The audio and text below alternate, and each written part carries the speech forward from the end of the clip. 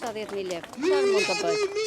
Jeni në ilaçe. Çmimet çdo ditë shtrejsohen. Të mos kemi fëmijë që na ndihmojnë, as bukë nuk do mirnim. 20.000 lekë treja janë vetëm të hash bukë dhe djath nga i 4.000 lekë, 5.000 lekë i liri. Për gjë tjetër nuk ka, as 20 vezë nuk merr dot në muaj. Ky shtet i cili paguat taton 20% bukën e çdo qytetarit, taton 6% kazinon dhe taton 0% investitorët strategjik. Pra miqtë të pushtetit, klientët e pushtetit, oligarkët e pushtetit. Kush e mban barrën në këtë shoqëri?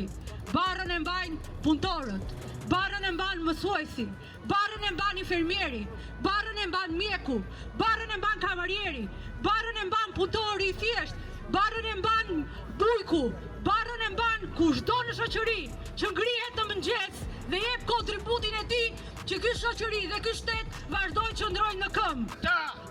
Bëjnë miliarda korupcion dhe ne na japin 100.000 lekë pension. Bravo Gjysë! Ne duam rritje pensioni, nuk duam lëmosh. Si thoni ju, është më e vështirë të ikësh apo të rrish në një vend ku nuk ka ngelur më shkollë, nuk ka ngelur më rrugë, spital, jetimore pa u vjedhur? Si thoni ju, është më vështirë të ikësh apo të rrish në vendin ku universitetet janë boshatisur, ku tarifat janë 2 herë, 3 herë më shtrinda se në Evropë? Një ditë justifikojnë 3 milione gjysmë lekë që populli shqiptar u jep rrok dhe të mbajnë përgjegjësi dhe të votojnë për shkarkimin e Belinda Ballukut dhe Edi Ramës.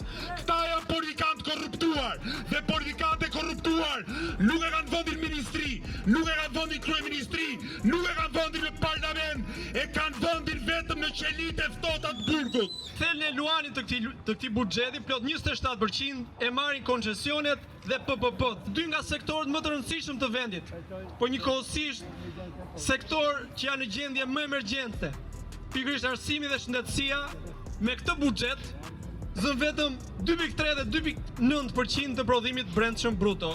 Në çdo vit që kthehem vendin tim dhe flas me miqtë e miq ka ngelur këtu që janë shumë të paktë, unë kuptoj një realitet shumë të dhimbshëm.